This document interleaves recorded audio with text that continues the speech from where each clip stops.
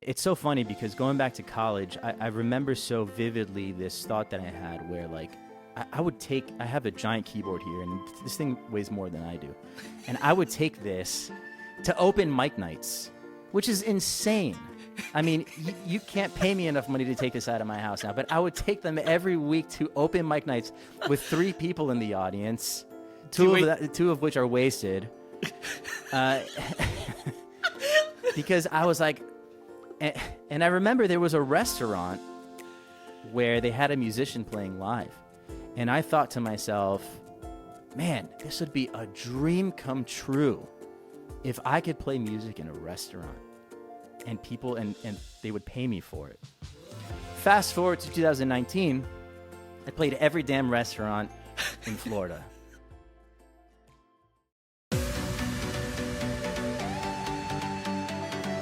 Hello, beautiful people. Yes, I am talking to you.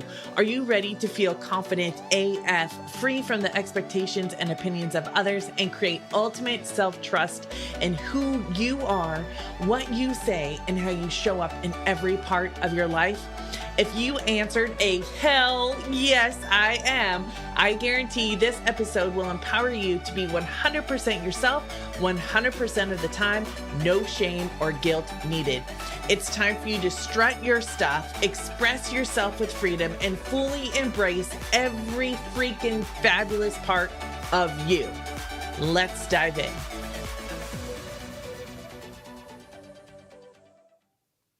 Hello, my beautiful friends, and welcome to another episode of Road to Radical Visibility. My name is Rachel Freemon Sowers, also known as a Break Free Bitch, because I am passionate about helping people just like you break free from the toxic social constructs, expectations, and beliefs that are holding you back from experiencing your life exactly the way that you want to. And if you've hung out here with me for very long, you'll know that my professional and my personal motto is being 100% yourself, 100% of the time, no shame or guilt needed. I am excited about today's episode. I have this vibration in my body. I'm sure all of you can see it on my face. I have a guest today. I want to introduce him to you. And he doesn't know this, but he is the first male guest I've had on the show of Road to Radical Visibility. Now, I've had my buddy Eric a couple in the very beginning when it wasn't the Road to Radical Visibility, but I'm so honored to have Kevin here. Let me introduce him to you right now. Kevin, for nearly a decade, has provided audio production and voiceover services. Kevin specializes in podcast production, audio editing, music placement, and more. He currently provides and edits several successful podcasts, one of which is the #1 global financial technology series, Breaking Banks, reaching over 7 million listeners in nearly 180 countries. Okay, I'm going to just say podcast goals right there. He is also a professional pianist and vocalist with many years of experience performing for weddings, corporate events, birthday parties, anniversaries, holiday parties, just to name a few. And if any of you don't know this, I learned this about Kevin probably just about a week and a half ago, and it rings true with me. He's developed a strong presence on social media, including a rapidly growing YouTube channel with over 20,000 subscribers and nearly 5 million views. Thank you very much for being here with me, Kevin. Please help me welcome Kevin Lawrence Hirschhorn to the show. Welcome, Kevin. Thanks for being here.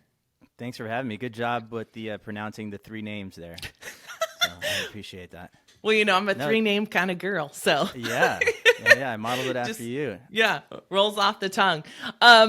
So just give you guys a little bit of a background. I met Kevin through another female entrepreneur, when I was looking for someone to edit my podcast, and someone who had some experience already, but also didn't need to edit too much if I didn't want them to. You guys know this show is raw and real. I'm so happy that I was introduced to Kevin. It's amazing how these introductions take place. And now knowing about your musical background, checking out your YouTube channel, make sure to go check it out. The links will be in the comments. Because I was in a singing group, I sang, I took piano lessons, I've done all the things. So it's so great to know that we're connected through the podcast, but then find out even more connection. The first question I ask everyone here is, what does radical visibility mean to you? You know, I've heard this question so many times, being that I am your podcast editor, and yet I feel so unprepared to answer it. And I've heard it answered so many times. Radical visibility to me, well, you know, it's funny because I'm not, aside from my music stuff and aside from my covers and my occasional live streams that I do on my YouTube channel, I'm not a very visible person by design. I don't have a social media presence outside of what I'm promoting for my music. I just am not someone who likes to talk about, you know, my life to a million people, which, you know, that's okay if that's what you'd like to do. It's just not something that I choose to do unless it comes to my music. So, radical visibility to me. Yeah, right? Well, like other people have answered. Well, I'm just going to take your tagline, being your truest self, right? Isn't that part of your intro there? You know, 100% I try to do, I don't know if this is answering the question, but everything that I do in my life and when it comes to my work, you know, everything's just about being honest and providing value, especially if somebody is paying for my services, whether it's as a musician or whether it's as a podcast producer. And, you know, in a world where I think people are out to kind of make a quick buck, no matter what it takes, and no matter who you may be screwing over to do that, I really try not to do that and really just kind of be as honest and valuable as I possibly can. I don't know if that answers your questions, but that's well, I think it absolutely does answer the question, because radical visibility is you showing up as that in every single thing you're doing, right? And it does, visibility can mean I'm putting myself out there on a YouTube channel. I mean, it takes a lot to sing in front of people. I mean, when I was in the singing group, we sang in front of churches and actually military bases and all of those things. And that was nerve-wracking. But on YouTube, you have, I mean, some of your videos have 156,000 listens and watches. Like, you know, like you have some big exposure there. And to do that does take radical visibility. It does take this thing to say, I'm going to show up because this is what I love doing. Yeah. And right? it is. It's what I'm most passionate about, you know, and always have been and always will be. So how did you get into music? Is this something you've done since you were a child? Tell us the story. Yeah, so when I was a kid, we had a piano in our house, like many households had a piano, which was a piece of furniture. It was a symbol of status and success, I guess. People just, there was a time in history where having a piano in the house meant, you know, you kind of made it. Who cares if you didn't actually play it? But it was there. Yeah. And I guess, you know, at one time in the past, my mom wanted to learn the piano. And piano ended up there before I was born. And when I was about 6 years old, it was 1992. I lived in South Dade County, Miami, Florida. And back then we had a Category 5 hurricane. It was Hurricane Andrew. That was a direct hit on our area. And it was like one of those, you know, before the hurricane and after the hurricane that splits the life in half kind of moments. Wow. We were all huddled in the bathroom and like the windows were exploding and like the ceilings were collapsing and it was just crazy. And the piano somehow, the piano that was there, somehow survived. It got wet, but it survived where like everything else really didn't. And shortly thereafter, I would go to camp over the summer and we would sing songs. And then I came home and I don't know, I guess I just kind of sat down and started figuring out the songs. And my mom always tells the story that she was upstairs and all of a sudden she heard like music coming out of the piano. And she like kind of was like, well, Kevin, where did you learn that? And I said, I don't know, I just heard it at camp today. So it really just started from there. Yeah, that's where it started, 6 years old. I love that. By the way, that moment in time before life, after life, that's called a trauma. Just Just so we're very clear. Yeah. Right. I I mean, guess it and at was. such a young age, right? At 6 Yeah. years old, and how that thing, for some reason, this piano was a symbol of something to you. I think it's so interesting. Like I said before, my brother and I have both played the piano, but he absolutely played by ear, just like you. Yeah. And it's so funny how I get to experience so many parts of him and other people now in my life. And it makes me a little bit emotional, but I'm so just so grateful for that. So you start playing the piano, you play by ear. That's what you mentioned before we even started the show, when I was asking you a few questions ahead of time. And so how did you get to be like, oh, I'm going to do this professionally? It's a passion, I'm going to do it professionally. Sure. Fast forward to high school, and I've been playing a lot. I hadn't really started singing. I was in the chorus as a kid, but the singing was always and is always a work in progress. But I really hadn't started. And at the time, my aunt was working at a antique store, an art store, and they were going to have a showing. And she said, "Hey, do you want to come and play music for the showing?" I think I was like 16 maybe. And I think she paid me. I don't remember if she did or not. But from that party, there was a guest there, and they hired me to play at their Christmas party. And I'll never forget it. And I did this party for a few years. Totally unqualified to do it, but for some reason they So kept qualified, asking me they to thought come you back. were. Or I guess so. Surprise. And it really just started from there. I was like, it was one of those moments where I was like, well, someone wants to pay me to go play music for them. And I did it all throughout high school. I did it not through college.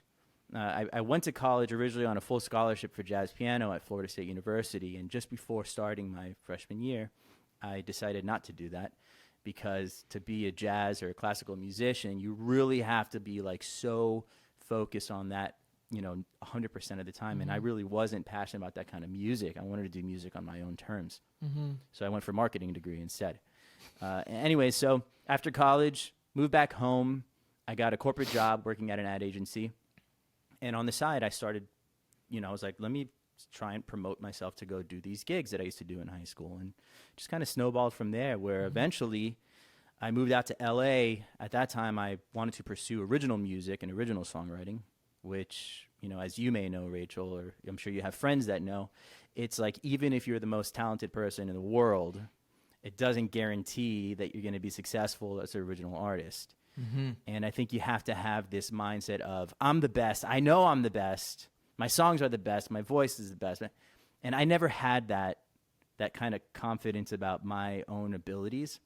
So I managed to kind of shift my mindset and say, let me go back to this playing gigs where I can make a living and I can have a nice apartment and a car. And I didn't want to be like a, quote, struggling artist. I gave myself a certain period of time. And then I was like, all right, well, I tried that. Now let me go and see what I'm going to do. So for many years after that, it was my exclusive job. I was doing gigs exclusively all year round. Was that too long of an answer? No. This show, nothing is too long. It's raw and real. We like the real things on the show, right? And there's honest answers, right? Cool. I mean, I think this is too about sharing. I think there's so many things in your story that I can relate to. Obviously, I mean, you went to work for the ad agency. How long did you work there before you decided, I'm going out on my own? Yeah, I was there first out of Fort Lauderdale in their office there for, I think, about 2 years. And then I said, all right, I want to move to LA. I want to just go. I want to move. I want to go experience something else. And I was able to, this goes back to that kind of like artist mentality of, I'm going to go and do this no matter what it takes. For me, I needed something to help me get there. So I was like, I'll move to California if I have this job while I'm there, and then I can figure it out. So I was able to take the job there. And I lasted another, I don't know, maybe a couple of years. And then that's when I decided to say, all right, I came out here for a reason. Let me try this music thing full time. And that's when I did it. And that was probably about 2012. Well, I know your story can relate to obviously so many online entrepreneurs that are out there. I mean, so many people that have this desire to do something different and they're working, doing something else it becomes the side gig, right? The full-time gig becomes a side gig. And then you become doing and following your dreams. It does take a lot of courage to do this, to do that, and to allow yourself to say, like, I'm going to believe in myself. I'm going to believe in my dreams. I have a lot of coaching clients in LA, actors, actresses, like people high up. And, you know, they tell me the same story as you told me, right? And it really is this journey that we take on through life, through different times of our lives. So that lasted until 2012. After that, you start doing gigs, and then it just goes from there? It goes from there. Yeah, I met somebody who said, "Hey, you know, you should check out these vendor websites where people go to promote their services. If you're a photographer, a wedding photographer, or a DJ." And I signed up, and it really just kind of took off from there to the point where I was able to support myself, exclusively with the gigs. So I did that for, up until I was in California until 2017. I had met my soon-to-be wife out there, and she was living in San Diego. And it was going to be one of those things where, like, but she's actually from Miami, oddly enough. So it was going to be one of those things where, where are we going to stay in California? We're going to move back home to be closer to family and do the whole family thing. And ultimately we decided to do that. So in anticipation of the move to Florida, I changed the address on my vendor websites from California to Florida like a year in advance. And I started booking gigs in Miami a year prior to actually moving. So Dang, I was able that's to kind smart. of make that shift. I was able to make that shift. And I was doing music exclusively until 2019. And what made you decide to start doing podcasting? Yeah, so in 2019, it's so funny because going back to college, I remember so vividly this thought that I had where, like, I have a giant keyboard here, and this thing weighs more than I do. And I would take this to open mic nights, which is insane. I mean, you can't pay me enough money to take this out of my house now, but I would take them every week to open mic nights with 3 people in the audience, two of which are wasted. Because I was like, and I remember there was a restaurant where they had a musician playing live. And I thought to myself, man, this would be a dream come true if I could play music in a restaurant and people, and they would pay me for it. Fast forward to 2019, I played every damn restaurant in Florida for many, many nights and weeks and months and years. And I had done just about every kind of gig you could imagine, which also included the really crazy, rowdy piano bar type of gig where it's a lot more fun to be the drunk guest singing along than it is to be the performer, at least for me. So fast forward to 2019, my wife and I were expecting our first child in 2020, and I was like, man, I'm getting burnt out from some of these gigs that I'm doing, and I would love to see how I can make extra money, ideally from home. And this was pre-pandemic, so at the time it was kind of like, I'm not sure what I can do. And it was the oddest thing because I don't really believe in a lot of fate and those kind of things. I guess my brain doesn't really function on that level. I wish it did more. Maybe I will believe more as life goes on. You just keep listening to my podcast. Exactly. Yeah. I was like, I don't want to, I'm saying that to you. You're like all about, that's your whole podcast. That's what it's based on,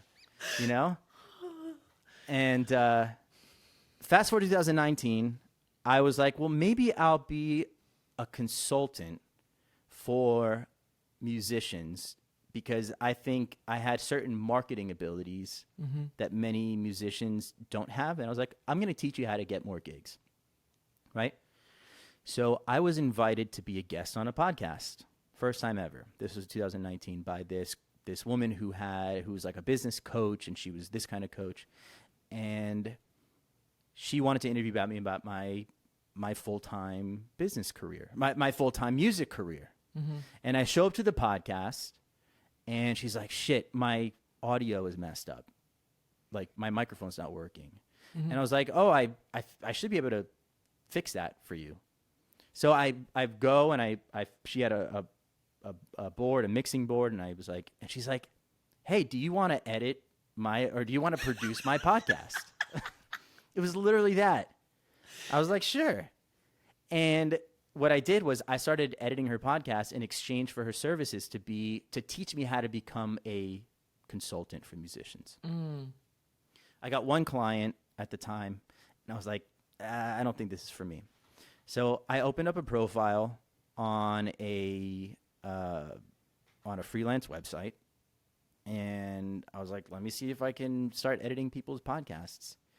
And come February 2020 or March 2020, the famous, I think it was March 18th, 2020, I was playing a gig that day, whatever the date was that Tom Hanks got, at the time, what was just known as coronavirus, and the world went to shit in that day. Mm-hmm. And I was like, okay, so the next day, all my gigs for the rest of the year were gone. They were canceled. Just like so many of you, you and your listeners, I'm sure, experienced similar things in their fields. And the podcast started to go up and up and up and up, just as I lost, all the gigs. People were staying home. They wanted to start a podcast. They wanted to have more visibility in their business while they were shut down. Mm-hmm. So I've been doing that ever since. And just like that, man, it'd be a dream come true if I can play at a restaurant when I was in college. Just before this, I was like, man, it'd be a dream come true if I could work from home, not have to be performing all the time. Mm-hmm. And I still feel like it's a dream come true to work from home and do the podcast stuff. And we're, 2023 now. Mm-hmm. So that's the story. Well, I mean, there's so many moments in that story that you decided to trust yourself. Radical visibility is not all about just being totally out there and being like, la, la, la, I'm here, see me, see me. It's more like this internal thing that says, hey, trust yourself. Nope, go this way. No, listen hey, I don't think this is for me. Okay, this looks like something I can do. And, it is true that me being an online business person, it is hard to find people who do what they say they'll do. Yeah. And charge a reasonable amount that is doable, and that allows you to up level yourself, right? And I think all those times you listen to, like, man, it would be a dream come true. And I talk to my people all the time, and you know this because you edit the podcast, but when in those moments when we choose that, we're directing our reticular activation system. We're telling ourselves what we want, and we're leaning into that future self in the present. And that's what creates the results in experiencing our life the way they want. I'm glad that you went the editing podcast route because, even though my podcast doesn't get a lot of editing, you do so many things to help me continue to put it out there, right? And you got me set up with my tech. And although I had some of the stuff already, the little details, I didn't know that would make such a big difference. So I'm so glad that you decided to trust yourself and follow this journey. Yeah, thank you. And it's one of those things where also, and it's take this leap of faith. Thankfully, I didn't really have to do that because I was able to kind of dabble into this online editing while I was still working as a musician. If it had happened 6 months later and all my gigs were gone like this as they were, and that was my only form of income, we had a baby on the way. Mm-hmm. So you could just imagine if it had happened 6 months later, I don't know that I would have even had it in me to open this profile as a podcast editor and try and get my first client and my second client, because I didn't have that desperation that I would have had just a few months later. So that's what I talk about, that fate. That's one of those moments where it's like, wow, just a little bit off, and it could have been a very different trajectory for me. It could have been a very different outcome. Right. I mean, I think that's interesting because we say, like, it could have been off if something else would have happened, if what if this was happening, or and if you can stay just in the present, right, it really decreases some of that desperation. I mean, online entrepreneurship, yes, there's things that come easy, but there's also things that you have to have some endurance techniques to be in the online world and to really follow your dream and to allow yourself to do that. Right. I mean, it takes more than just like, sure, I'll do it. Like, whatever, you have to, I'm in it for the long haul. I don't know about you, but like, this is what I'm doing until the day I die. I don't want to ever stop. I'll be like that 100-year-old podcasting woman that finally got popular at 100 years old. Right. God, who knows what a podcast is going to look like in 100 years? I can't even imagine. I don't know, but you better keep up because I'm going to keep you employed. Yeah. No, well, thank you. I don't have time for that. Well, yeah. So, for those of you listening and watching, I kind of sprung this on Kevin, like, I don't know, 5 minutes, 10 minutes before the show. We were WhatsApping back and forth. I was like, hey, and if you want to play something while you're on the podcast, that would be fab. And he's like, oh, okay, whatever. So now he's up. Now he's like up for anything. I love that. So why don't you just pick something to play for us? Tell us what you're going to play and, sure. Give us a little story behind it. Yeah. So I know you had mentioned maybe an Elton John song, which, yes. Not too surprising. I'm a piano player and a singer, and he's, one of my idols. If I had to put, it's him, it's Billy Joel, it's the Beatles. Those are probably the top three. Been lucky enough to see Elton maybe 10 times in concert. Oh my gosh. And Billy around the same time. Oh my gosh. Yeah, especially now that he's wrapping it up. He's all done. Mm-hmm. And I'm going to play a song that's special to me. When I was 15, this was 2001, my dad was killed in a car accident 6 days after 9/11. So I always mix the two together for some reason. And I remember shortly after they had done a concert for New York at Madison Square Garden for the firefighters, and I'm not sure if you've ever seen it, but it's amazing if you can get your hands on it somewhere on Amazon. It's called the Concert for New York City. Write that down for sure because it's amazing. And obviously a really, really difficult time as especially I was only 15, and Elton John and Billy Joel both came out and played this song. So I'll do that one if that's okay. Absolutely. And then I'll do whichever other one. We'll just make this like request hour with Rachel and Kevin. We should totally do it. It would be popular. Right? Popular.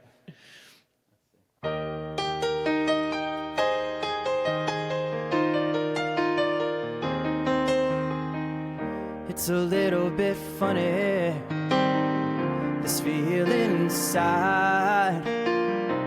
I'm not one of those who can easily hide. I don't have much money, but boy, if I did, well, I'd buy a big house where we both could live. If I was a scold, but then again, no, or a man who makes potions in the traveling show. I know it's not much, but it's the best I can do. My gift and my song, yeah, this one's for you. And you can tell everybody this is a song. It may be quite simple, but now that it's sung, hope you don't mind, oh, hope you don't mind that I put down in words and how wonderful life is when you're in the world.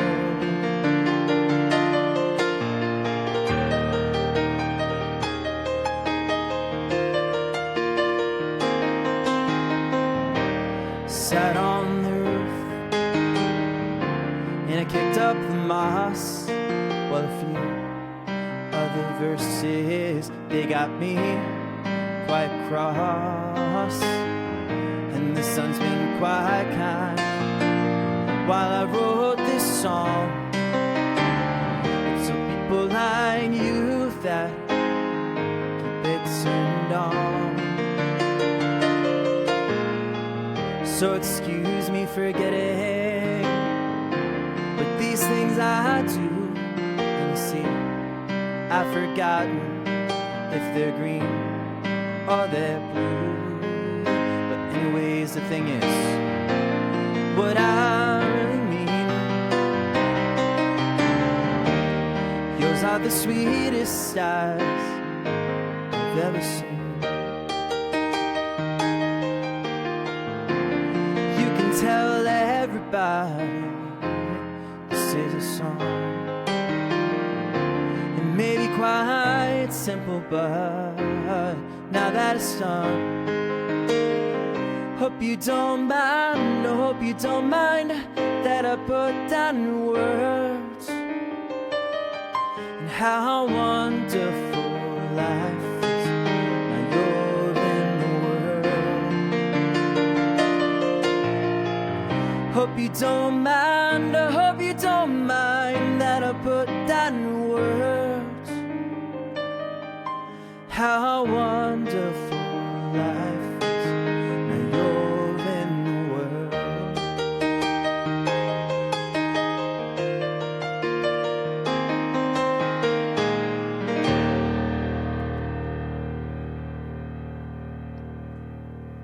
There you go. Well, okay, for those of you listening to the podcast, you can't see that there's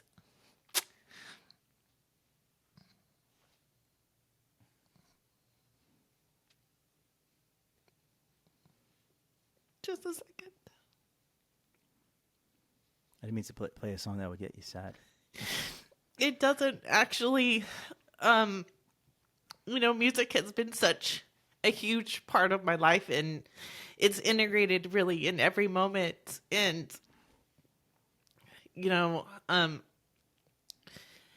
every song, like I have a wide array of experience with a lot of different types of music, and it's been such an integral part of my life. And I think I mentioned to you before, my dad and I used to teach spin together, and we did a whole Elton John, spin track. And it's just having those moments where you can feel like the love that you have for someone and the love that they had for you. And so, yes, it's tears may look sad, and yet it's really this type of radical visibility that I'm committed to, because music plays a huge role in my life and how I work with clients, because I believe it touches so many different parts in your body and opens something different up in the brain that allows us to move through things, right? And so, my audience is no stranger to me crying. Sorry if I freaked you out. But it's not at it's all. just a Not at all. magical thing. Like, that's what music does. And sometimes I'll be, I don't ever have to be drunk to be crazy. So I'd be the piano bar person that's not drunk, but still crazy. Right. It's just because I think it just touches my soul on such a deep level. Right. And my audience, these songs are songs that touch them, that cause memories. And especially like Elton John, who has been so significant for the LGBTQ plus community and just being himself. There couldn't be, a better person to represent 100% yourself, even though life can get really difficult when you choose that, Yeah. No, thank you for that. And I'm such a big fan of Elton John that I named our second son after one of his songs, Levon, and his name is Levon. So there you go. I mean, there's radical visibility for you. There's no bullshit around that. I mean, I really, truly am passionate about music, and it's funny because when my wife and I were discussing names for our second son, I was like, well, people often choose biblical names, and I was like, we're not religious people, and it's like for me, music is my religion and my passion. Absolutely. And I was yes. like, so I was like, there you go. It's something I'm passionate about. Let's name him Levon. And she was on board with it. And my dog is freaking out because it's raining outside and he's at my feet right now. Oh my gosh. How cute. Adorbs. He's just right at my feet. So anyways, but thank you for that, Rachel. I appreciate it. I'm glad that you liked it. I love that song. It's one of my favorites. That's the very first song I ever learned how to sing and play at the same time. Wow. It's amazing. It's just a beautiful way to communicate on so many levels. So I don't know. We can play one more if you want to, or we can just end it. We can end this. Oh, it's your call. It's your show. Well, it's your show. Well, I want one more. Okay. Hopefully not hopefully. Audience, here you go. Keep So this is listening a Rachel request. Oh my gosh, she's gonna Okay, my peeps, tell me if you remember this, because oh my gosh, I remember hearing it when I was so young. I was talking to Kevin and I was like, oh, that song. And he's like, I asked him how old he was. And he's like, oh, I'm 37. And it's like, oh, I'm 50. And I was like, I remember that song. When? And I was shocked because Rachel, and I told her it doesn't look a day over 38. Aw, thanks. Yeah, for real. Okay, so don't be afraid to sing along at home with the podcast. Yeah, and I do want to say one other thing is that I don't want, because I'm promoting both the podcast stuff and the music stuff, even though I try not to do those wacky piano bar type gigs that are like till 3 a.m. I still do, a lot of events, corporate events and weddings and that kind of thing. So I don't want to come across like I'm done with the music, because I'm not. Never will be. So yeah. Anyways, I'm going to try to do this while my dog is sitting on my headphone wire and my sustain pedal. Can you go to the other side? Can you go pant over there? So this is real and raw moments of the Road to Radical Visibility Show. He's scratching at my leg to come up. Okay. I know. He's like, hold me. Oh my gosh. Seriously, if you know the words, you should be singing along. Keep playing. Keep playing. Okay. Oh, I could hide 'neath the wings of a bluebird as she sings. The 6 o'clock alarm will never ring. Oh, but it rings and I rise, wipe the sleep out of my eyes. My shaving razor's cold and it stings. Cheer up, sleepy Jean. Oh, what can it mean to a daydream believer and a homecoming queen? Once you thought of me as a white knight on the steed, and now you know how happy I could be. Oh, but our good times start and end without a dollar, one to spend. And how much, baby, do we really need? Cheer up, sleepy Jean. Oh, what can it mean to a daydream believer and a homecoming queen? Cheer up, sleepy Jean. Oh, what can it mean to a daydream believer and a homecoming queen?